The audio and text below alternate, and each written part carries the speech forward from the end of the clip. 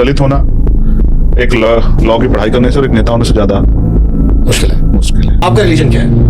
आप हिंदू हो, बुद्धिस्ट हो, एथिस्ट हो, क्या हो? मैं इंसान हूँ, मैं सभी धर्मों का सम्मान फिर भी कुछ तो करता टिक मारते होगे ना। तो अक्षय कुमार का डायलॉग है कि मैं इंडियन टिक कर देता हूँ। वहां पर आपने मुश थोड़ा स्टाइल चंद्रशेखर जी के जो हमारे स्वतंत्रता सेनानी थे, वो भी एक ब्राह्मण समाज में थे।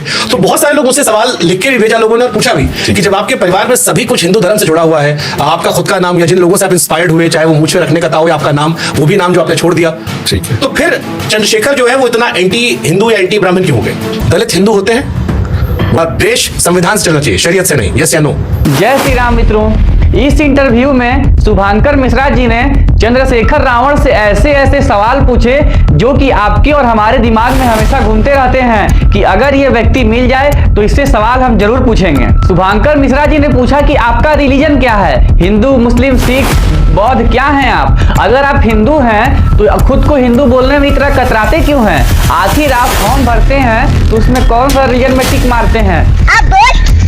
उनसे पूछा गया कि जब आप सिर्फ SC ST के लिए ही काम करना चाहते हैं तो आप मायावती के साथ मिल करके काम क्यों नहीं किए? आपको अपनी अलग से पार्टी क्यों बनानी पड़ी? और चंद्रशेखर रावण से ये पूछा गया कि आपके नाम में चंद्रशेखर है जो कि भगवान शंकर का नाम है, और आपकी मूछें भी ऐसे चंद्रशेखर आजाद तिवारी की तरह हैं, और आपके माता, पिता, पत्नी सभी का नाम हिंदू देवी देवताओं से मिलता है। तब आप इतने एंटी हिंदू और एंटी ब्राह्मण कैसे हो सकते हैं? आखिर आपके मन में इतना हिंदुओं के लिए, इतना ब्राह्मणों के लिए जहर कहां से आ जाता है? और उनसे पूछा गया कि आपके ख्याल से अंबेडकर जी को सबसे ज्यादा रिस्पेक्ट कौन दिया, कांग्रेस या भाजपा? चंद्रशेखर रावण से यह भी पूछा गया कि भारत का असली नायक कौन है, छत्रपति शिवाजी महाराज या औरंगजेब? मित्रों, अगर आप कट्टर हिंदू हैं तो इस चंद्रशेखर रावण का इंटरव्यू लास्ट तक पूरा जरूर देखेंगे, क्योंकि ये कैसे हमारे समाज में रह करके हम ही लोगों को आपस में लड़ाना चाह रहा है। ये कैसा पॉइजन है, ये आपको देखना जरूरी है कि इसकी विचारधारा क्या है, और इनको फॉलो करने वाले लोगों से भी आपको दूरी बना के रखनी चाहिए। इसीलिए इस इंटरव्यू को लास्ट तक जरूर देखिएगा, और आपकी इस पर क्या राय है हमें कमेंट में जरूर बताइएगा। क्या बनना मुश्किल था? लॉ की पढ़ाई करना मुश्किल था या इस देश में दलित होना? मैं समझता हूँ दलित होना एक लॉ की पढ़ाई करने से और एक नेता होने से ज्यादा मुश्किल है। मुश्किल है। तो RSS के लोग जिस विचारधारा को लेकर जाते हैं तो उनके विरोध में बहुत सारे लोग होंगे, तो उनको मार पड़ेगी सड़क पे, उन पर मुकदमे होंगे जहां उनके विरोधी विचारधारा के लोगों को भेज देंगे जेल। कुछ लोग मर जाएंगे, कुछ लोग जेल में सड़ जाएंगे, पूछने वाला भी नहीं होगा। ये का बवासीर बना दिया हो। से बहुत सारे BSP वालों ने कहा कि चंद्रशेखर का स्टाइल अलग है, जो बाकी बहुजन समाज के लोग हैं वो संविधान को सब कुछ मानते हैं। ठीक है। अगर कहीं पुलिस प्रशासन ने कोई नियम कायदा कानून तय कर दिया, वो हिंसक आंदोलन कभी नहीं करते। आप अगर लेगेसी पुराने देखोगे, चंद्रशेखर की शुरुआत बिल्कुल उल्टा होती है। वो जहां जाते हैं वहां उत्पात मच जाता है, जहां जाते हैं वहां बवाल मच जाता है। फिल्मी स्टाइल की एकदम हीरो की तरह इनकी एंट्री होती है, और एकदम माहौल बना के एकदम बॉलीवुड की फिल्म है। वो आंदोलन से ज्यादा तड़क भड़क वाला मिजाज लगाता है।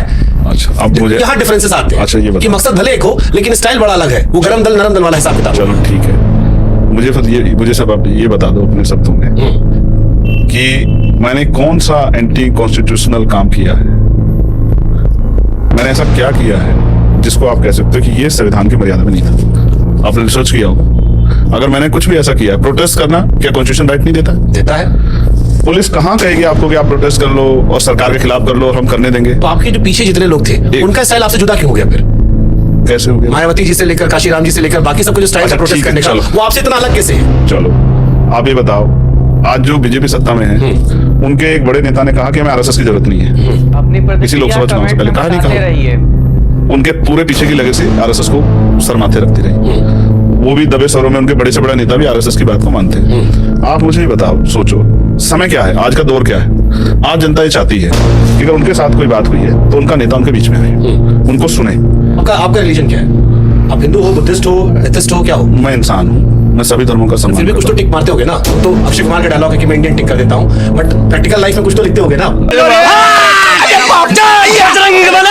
मैं पागल हूँ, मैं पागल हूँ। एक्टर में और वर्कर में फर्क होता आपका स्टाइल पॉलिटिक्स एक्टर वाला ही है। जैसे अरविंद केजरीवाल आपके देखने के चश्मा है, मैं क्या कर अरे आपके ऊपर पिक्चर ही बनी है, हमने देखी है। ये अलग बात है कि उसमें हीरो मर गया था, आप जिंदा हो। गोली तो मैंने भी खाई। आर्टिकल 15। मैं आपसे ये कह रहा हूँ, देखो मैं जाति के आधार पे शेड्यूल कास्ट में, क्योंकि हमने तो बनाई थी एक जाति है चमार, जिसको हम यहाँ वेस्ट में जाटो कहते हैं, मैं उसमें पैदा हूँ। एक बात हिंदू। अब हाँ, वो भी उसमें। दूसरी बात, हिंदू उसमें कहने में क्या अफसोस है, जिसमें पैदा हुआ। मैं एक मिनट पूरी करूँ। दूसरी, हमारे यहाँ शुरू से सतगुरु रविदास जी महाराज जो हैं, वो जो कल्चर है वो एक बहुत बड़ी लेगेसी है, उसको हम लोग फॉलो करते हैं। हमारे यहाँ उनका गुरु घर है। और हम उन्हीं की वाणियों के आधार पे, जो गुरु ग्रंथ साहिब में भी हैं, हम उन्हीं के आधार पे अपनी परंपराओं का निर्वहन करते हैं। हमने बचपन से ही सीखा है। सब क्या देखना पड़ रहा है, अच्छा है मैं अंधा हूँ। हम भगवान बुद्ध को भी मानते हैं और हम किसी धर्म का तिरस्कार नहीं करते। लेकिन जो धर्म, हिंदुस्तानी ऐसे करते हैं, जो धर्म गैर बराबरी की बात करता हो, जिस धर्म में ऊंच नीच हो, जो धर्म लोगों के अंदर कमियां ढूंढता हो, जिस धर्म में कुरीतियां हो, मैं उससे खुद से उसको रिलेट करूं, ये मैं इससे मैं सहमत नहीं। किस धर्म में भेदभाव नहीं है, किस धर्म में कुरीतियां नहीं है? नहीं, हमारे यहाँ नहीं। मैं पूछना चाह रहा हूं आपसे, क्योंकि आप कह रहे हो कि मैं सोशल जस्टिस की बात कर रहा हूं। ठीक है, मैं आपको curiosity मैं जान रहा हूं। रिसर्च किस धर्म में भेदभाव नहीं है जातिगत आधार पर? नहीं, हमारे यहाँ नहीं है रविदास उसमें। आपके पिताजी का नाम गोवर्धन दास जी है। ठीक है, वृंदावन का एक बड़ा प्रसिद्ध पर्वत है गोवर्धन। यस है। ठीक है। आपकी माता जी का नाम कमलेश जी है। कमलेश जी का मतलब होता है कमल के भगवान। ठीक है। मैंने थोड़ा और आपके बारे में पढ़ा, आपकी वाइफ का नाम वंदना है। ठीक है। जिसका मतलब होता है स्तुति पूजन, फिर हिंदू धर्म से जुड़ा हुआ। आपका नाम चंद्रशेखर है, जो भगवान भोलेनाथ से जुड़ा हुआ है। ठीक है। जिनके नाम पर आपने मुश थोड़ा स्टाइल, चंद्रशेखर जी के जो हमारे स्वतंत्रता सेनानी थे, वो भी एक ब्राह्मण समाज में थे। तो बहुत सारे लोग मुझसे सवाल लिख के भी भेजा लोगों ने और पूछा भी कि जब आपके परिवार में सभी कुछ हिंदू धर्म से जुड़ा हुआ है, आपका खुद का नाम या जिन लोगों से आप इंस्पायर्ड हुए, चाहे वो मुझे रखने का था हो या आपका नाम, वो भी नाम जो आपने छोड़ दिया, ठीक है, तो फिर चंद्रशेखर जो है वो इतना एंटी हिंदू या एंटी ब्राह्मण क्यों हो गए? ये सवाल तो आना चाहिए था।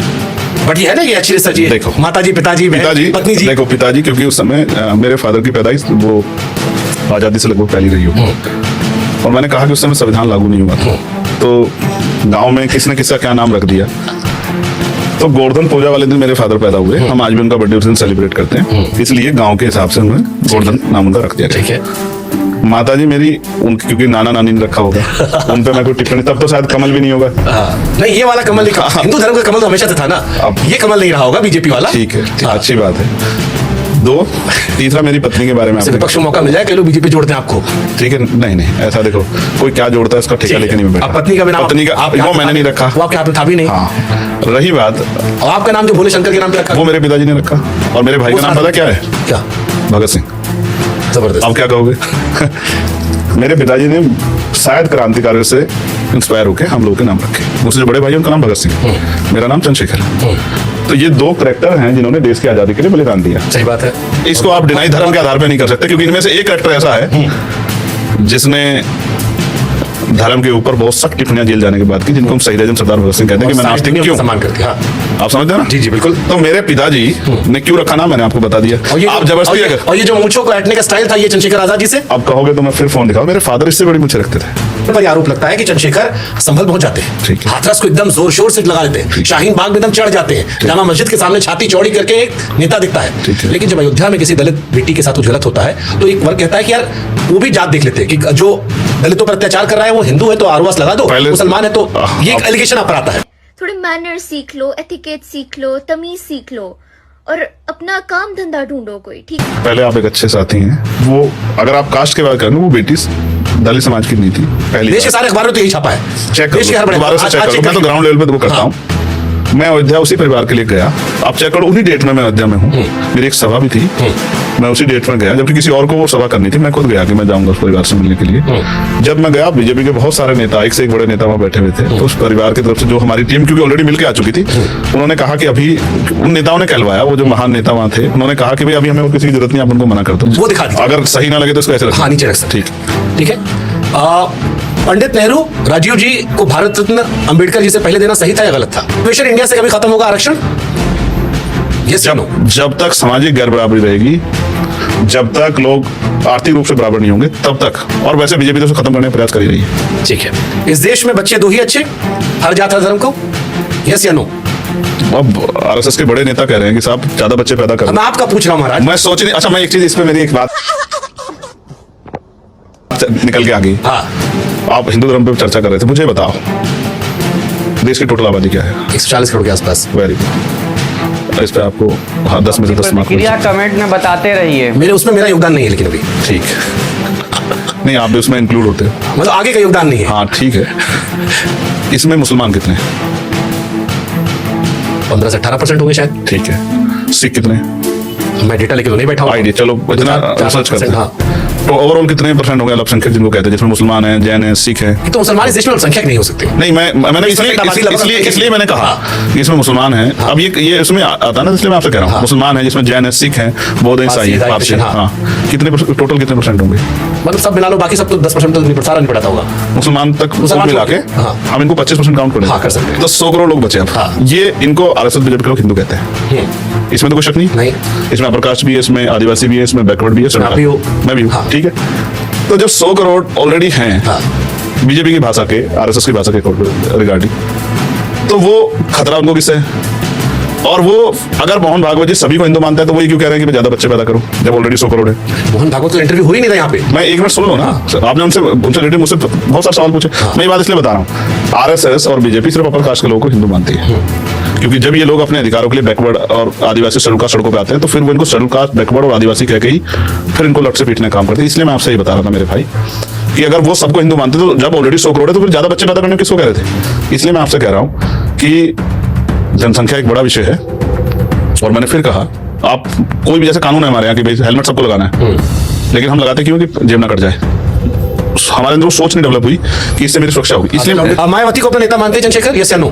जब तक जीवित हूँ, उठाना, उसको उठाना है, जब तक जीवित हूँ, इसके साथ एक वो भी कर रहा हूँ, कोट कर सकते हैं। जब तक जीवित हूँ वो हमारे नेता है और मैं उनका हमेशा सम्मान करता रहूंगा। मैंने आपके सामने आज साबित भी किया। ठीक है। दलित हिंदू होते हैं? बहुत सारे दलित अपने आप को हिंदू स्ट्रक्चर का हिस्सा मानते हैं। बहुत सारे हैं जो बौद्धिस्ट हो गए हैं, बहुत सारे क्रिश्चियंस हो गए हैं, बहुत सारे सिख धर्म में भी चले गए, बहुत सारे बड़े पैमाने पर रविदास धर्म के भी लोग हैं। सबकी अलग अलग मान्यता है। धर्म आदमी का व्यक्तिगत अधिकार है, वो क्या सोचते हैं उनको पता है। ठीक है। अरविंद केजरीवाल चंद्रशेखर से बड़े अम्बेडकरवादी हैं? क्यों? वो तो कह रहे हैं कि दलित के बच्चों को हम स्कूल में ले जाएंगे। मैंने 10 मांगे, मैंने इसी उस पे देश के प्राइम मिनिस्टर को 10 मांगों का 12 मांगों का पत्र लिखा था। उनमें से एक मांग उन्होंने अगले दिन लेटर से पढ़ के, और वो उन्होंने कहा मैं कल बड़ी घोषणा करने वाला। आप चेक करो, टाइमिंग के हिसाब चेक कर लो। उन्होंने कहा कल बड़ी घोषणा। उन्होंने वो मांग जो मैंने कहा कि उस जो है शिक्षा में और विदेश शिक्षा के लिए स्कॉलरशिप मिलनी चाहिए, उन्होंने उसकी घोषणा कर दी। देखो, मैंने कल ही किसी का इंटरव्यू सुना तो वो कह रहे थे कि जो पूरा आंदोलन था अन्ना जी का, वो आरएसएस के लोगों ने करा। ये मैंने कल ही सुना किसी के इंटरव्यू में, कोई आरएसएस का आदमी के इंटरव्यू में। हाँ, ये आता रहता है कि बैकएंड से सपोर्ट। तो मैं अरविंद केजरीवाल जी को बुरा नहीं कह रहा हूँ, लेकिन मैं कह रहा हूँ कि अम्बेडकराइट के तौर पर वो बहुत पीछे हैं, क्योंकि डॉक्टर अम्बेडकर के सिर्फ पूजने से काम नहीं चलता, उनके विचारों पर भी चलता। लेकिन डॉक्टर अम्बेडकर का जो सबसे इंपॉर्टेंट लाइन, जो सबसे ज्यादा मुझे फैसिनेट करती है लाइन, वो ये लगती है कि वो आपको सब कुछ फ्री में देंगे, शिक्षा छोड़ के, क्योंकि शिक्षा सवाल पूछने का अधिकार देती है। इसलिए तो मैं उनको मना करता हूँ कि अम्बेडकराइट नहीं। वो प्रियंका गांधी राहुल गांधी से बड़ी नेता बनेंगी, यस या नो? उनकी पार्टी का स्ट्रक्चर तय करेगा। आपसे तो अच्छे संबंध है प्रियंका जी के। मेरे तो आपसे भी। मैं कहूँगा आप सबसे बड़े पत्रकार बनेंगे, नहीं बनेंगे, इसमें क्या लॉजिक हुआ? तो आप उस पर टिप्पणी नहीं करेंगे, सेफ साइड। मेरे नाम पार्टी में काहे को करूं? अरे आपका भी तो एनालिस्ट एक होगा, एक इंसान है आप। मैं आजाद समाज पार्टी के प्रति समर्पित हूं, उनके कार्यकर्ता नेताओं के प्रति। तो मैं अब अपना काम छोड़ के दूसरा काम करूंगा। देश संविधान से चलना चाहिए, शरीयत से नहीं, यस या नो? वाह, शरीयत से नहीं चलना चाहिए। देश तो संविधान से चलेगा बॉस। देश संविधान चलेगा, मनुस्मृति से या किसी और धार्मिक से नहीं चलेगा, संविधान से चलेगा। संविधान सर्वोपरि है, इसमें कोई ऑब्जेक्शन नहीं है। संविधान सर्वोपरि है। ठीक है। आदर्श विचारधारा किसकी थी, गांधी जी की, अम्बेडकर जी की? ये हो गया। हाँ, देखो, आदर्श की परिभाषा गांधी जी की नजर में अलग हो सकती है, लेकिन मैंने आपसे कहा मेरी नजर में डॉक्टर अम्बेडकर उस समय के सबसे बड़े नेता थे। तो मित्रों, कैसा लगा आपको हमारा ये वीडियो? तो ऐसे ही और भी इंफॉर्मेटिव और इंटरेस्टिंग कंटेंट के लिए आप हमारे वीडियो को लाइक करके चैनल को सब्सक्राइब कर लीजिएगा और कमेंट में अपनी प्रतिक्रिया जरूर बताइएगा, ताकि आपके लाइक, सब्सक्राइब और कमेंट से हमको मोटिवेशन मिले और ऐसे ही और भी इंटरेस्टिंग वीडियो आपके लिए हम बना सकें। आपसे मिलते हैं हम अगले वीडियो में। अपना ख्याल रखिएगा, तब तक के लिए जय हिंद।